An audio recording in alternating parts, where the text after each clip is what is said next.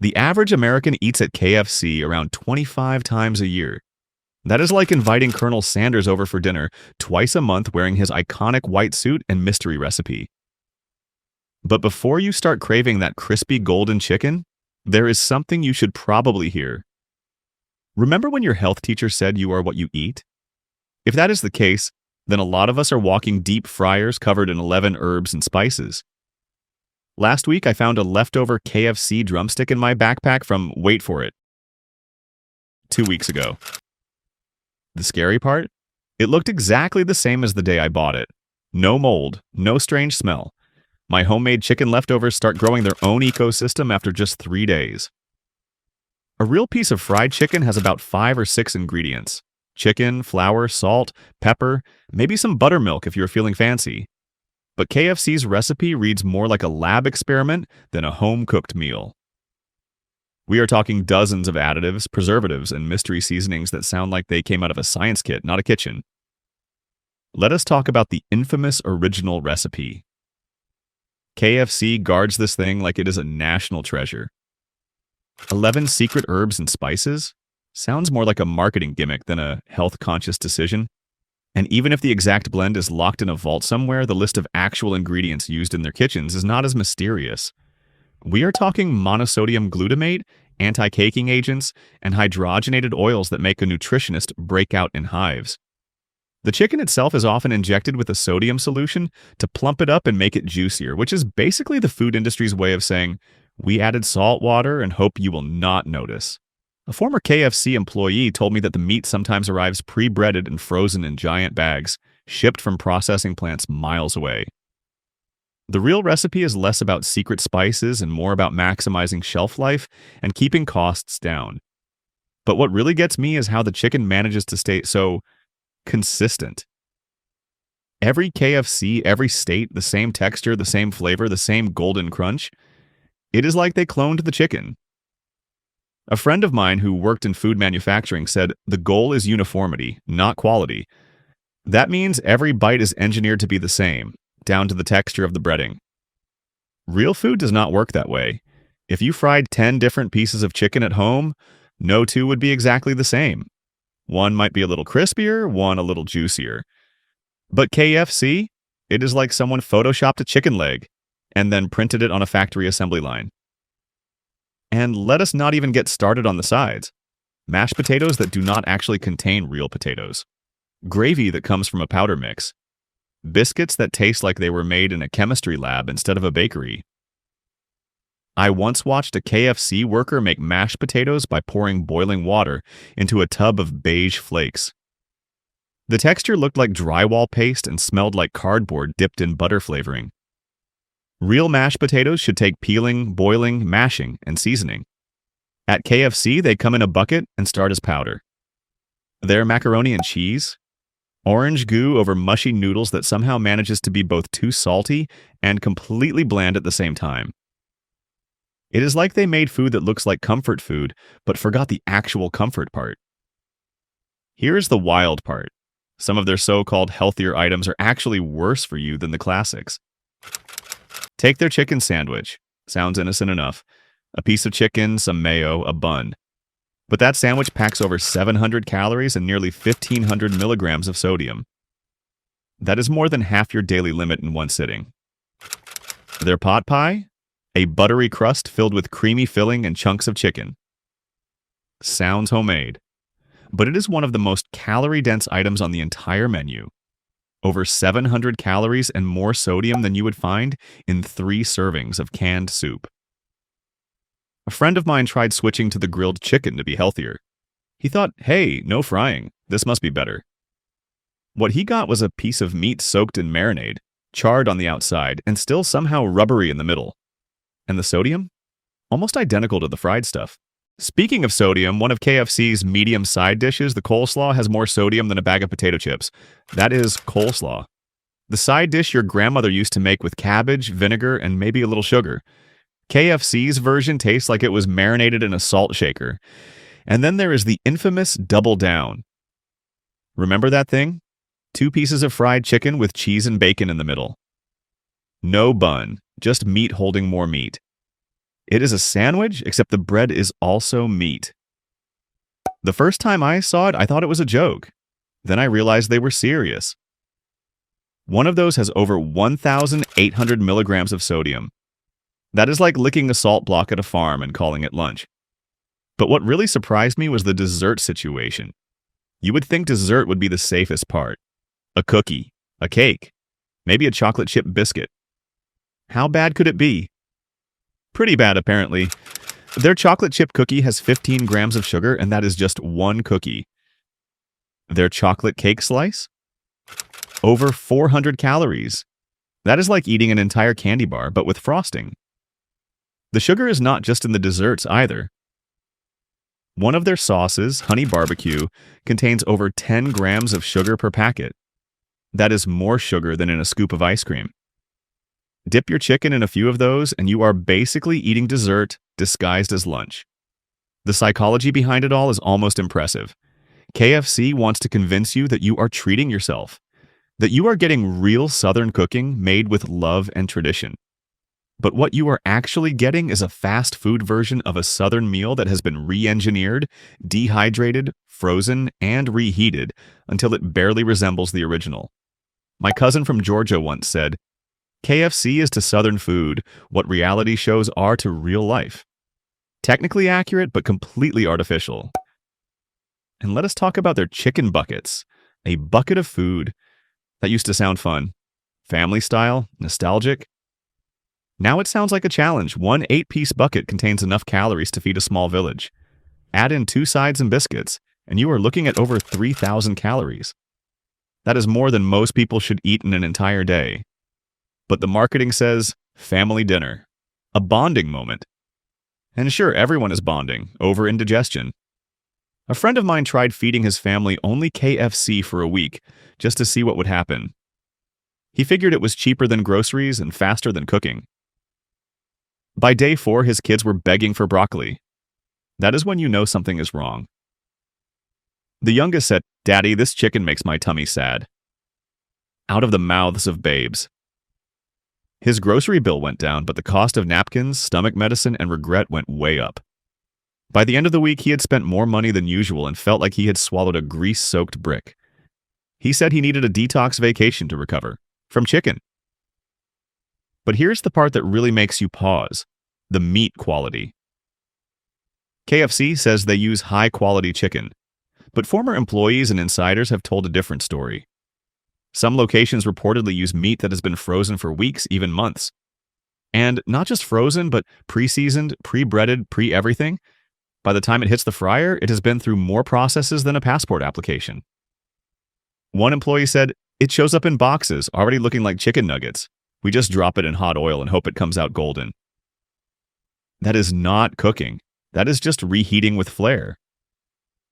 One of the scariest things is how little the average customer knows about what goes into that crispy bite. Most people assume it is just chicken and flour, maybe some secret spices. But when you actually look at the list of what is in that breading mix, it gets weird fast. Anti-foaming agents, texturizers, flavor enhancers, stabilizers. Words you cannot pronounce unless you are a chemistry professor. One ingredient, sodium aluminum phosphate, is commonly used in industrial applications like cement. But at KFC, it is just part of the crunch.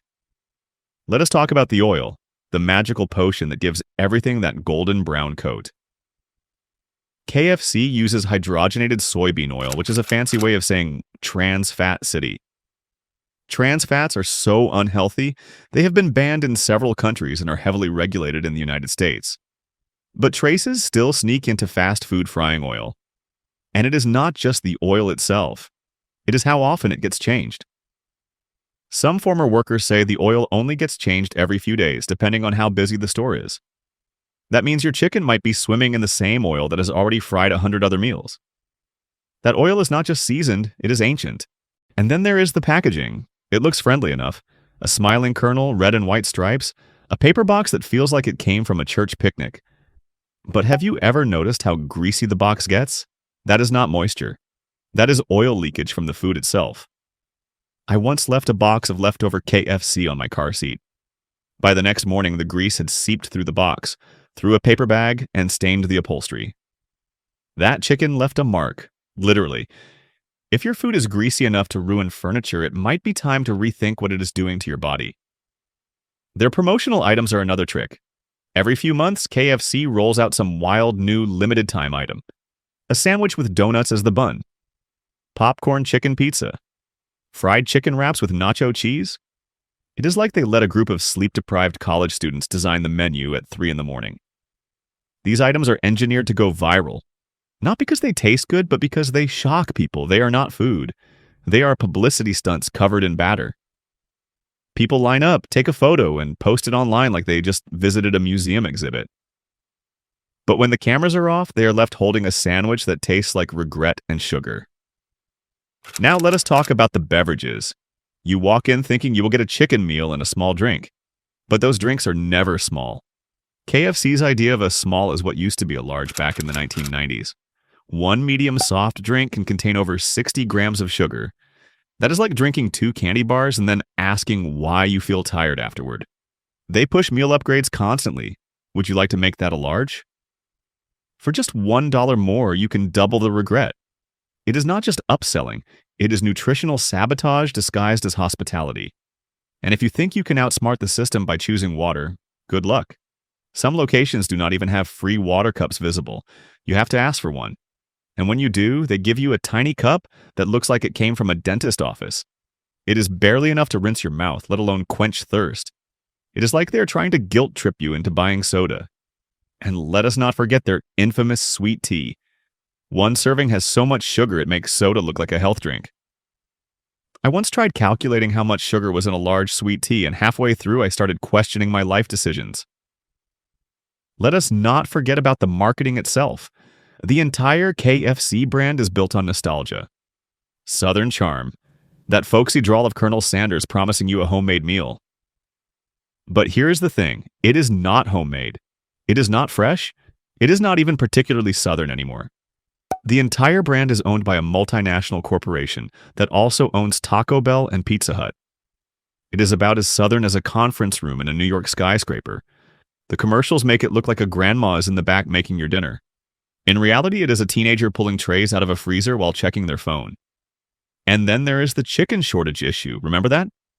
A few years back, some locations literally ran out of chicken. That is like a gas station running out of gas. How does that even happen? Turns out when your supply chain is stretched across multiple continents and relies on a just-in-time shipping, one hiccup can shut down the entire operation. Customers showed up for fried chicken and left with disappointment, and maybe a biscuit if they were lucky. It was so bad that one location actually hired a DJ to distract customers from the empty kitchen. I wish I were joking. The worst part might be how normal all of this has become.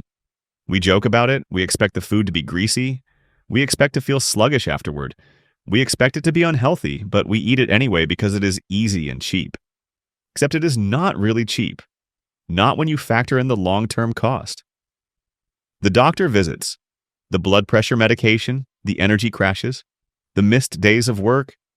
That 8-piece bucket might cost $20 today, but what about 20 years from now? How much is that convenience really worth? A friend of mine decided to give up KFC for a full month just to see what would happen. He was not trying to make a statement. He just got tired of feeling like a human grease trap every time he ate lunch. The first few days were rough. His cravings kicked in hard. Every billboard, every TV commercial, even the smell of frying oil from down the street felt like a siren song. His car kept pulling into the KFC parking lot like it had muscle memory. He had to physically steer away like he was avoiding an X at the grocery store. By the end of the first week, something surprising started to happen. He stopped feeling bloated all the time. His skin cleared up. That weird film on his tongue after every meal? Gone. He said his energy levels actually felt consistent throughout the day instead of spiking and crashing like a roller coaster. He even started sleeping better. The biggest change, though, was mental. He realized how much of his eating habits had become automatic. He was not hungry, he was bored or stressed. Or driving past a KFC and thought, why not? That why not had been costing him $150 a month and making him feel worse with every bite. The physical numbers were just as eye-opening. His blood pressure dropped by 10 points. His doctor literally high-fived him during his next appointment. He lost 8 pounds without exercising more or changing anything else, just by cutting out one fast food chain. No calorie counting, no fitness app. Just one decision. No more fried chicken from a bucket. When the month ended, he thought he might go back. Just one meal for old time's sake. He walked in, stood in line, and smelled that familiar fried air. And something strange happened. It did not smell like food anymore. It smelled like chemicals and oil and regret.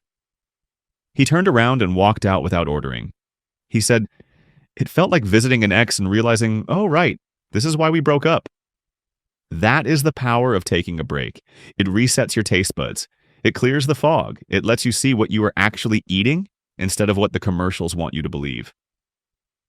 And let us be honest, the commercials are good. They have slow motion shots of golden brown chicken, biscuit steaming, coleslaw glistening in the sun. But the truth is not in the commercials. It is in the way you feel after eating. The sluggishness, the heartburn, that sinking feeling like maybe that bucket of chicken was not such a great idea after all. We are not saying you should never eat at KFC again. This is not about shame. This is about awareness, about understanding what you are putting into your body, about knowing that the smiling face of Colonel Sanders does not mean the food on your plate is fresh, clean, or made with care. It means someone figured out how to sell you comfort food in a box with a logo. One nutritionist I spoke to put it perfectly. She said, "Fast food does not just feed your hunger. It feeds your habits. It rewards your brain with salt, fat, and sugar in the exact ratios that make you want more." That is not cooking. That is engineering. They are not trying to nourish you. They are trying to hook you. Every crunch, every bite, every perfectly golden drumstick, it is all designed to make your brain light up like a pinball machine. Even their slogans play into it. Finger lickin' good. It is not about what is in the food. It is about how it makes you feel for 3 minutes before the food coma hits. And once the novelty wears off, you are left with a bag of bones, an empty cup, and the quiet whisper of your digestive system asking, "Why did you do this to me?" I once asked a former KFC manager what he thought about the food now that he no longer worked there. He paused and said, "I will be honest. When you see how it is made every day, it changes you. I have not eaten it since I left, and I used to love it. That should tell you everything." But let us not pretend that KFC is the only culprit. This is not just about one chain. It is about the fast food industry as a whole. The illusion of convenience, the lie of value, the promise of flavor that hides the cost to your health. When we eat fast food without thinking, we give away something more valuable than money. We give away our awareness, our power to choose what really serves us. Here is a fun challenge. Try making your own fried chicken at home. Real chicken, real flour, real oil. It will take longer, it will be messier, but it will taste better. It will feel like food again. Not a product, not a brand, not something that comes in a greasy box with a side of disappointment. Food that was made with intention, not instructions. Or go even simpler, roast a chicken. Slice some fresh vegetables. Make a salad that does not come drowning in sugar-filled dressing. Because when you strip away the packaging and the marketing, food should be something that gives to your body, not takes away. Something that fuels your day, not drains your energy. KFC will always have a place in our culture. For some, it is tied to memories, Sunday dinners, family road trips. That one time your uncle brought a bucket to Thanksgiving because he forgot to cook. And that is fine. But memories do not have to dictate your habits. You can remember something fondly without needing to relive it every week. So the next time you are driving past that red and white sign, ask yourself one simple question. Is this what I really want? Or is this just what I have been trained to crave? Because there is a big difference between hunger and habit. One feeds your body, the other feeds a billion-dollar industry that counts on you not asking questions. If you made it this far, congratulations. You are already more informed than most people in the drive-thru line. What you do with that information is up to you. But whatever choice you make, let it be a real choice. Not an autopilot decision, not a comfort reflex, a conscious, intentional choice. Because when it comes to what you eat, you deserve better than a reheated drumstick and a clever slogan. And if you still crave that fried chicken flavor, maybe it is time to take back the recipe. Your kitchen, your ingredients, your rules. You might not have 11 secret herbs and spices, but at least you will know what you are eating. And that is worth more than any value meal ever offered. Colonel Sanders might have had a charming smile, but your body will thank you for not falling for it.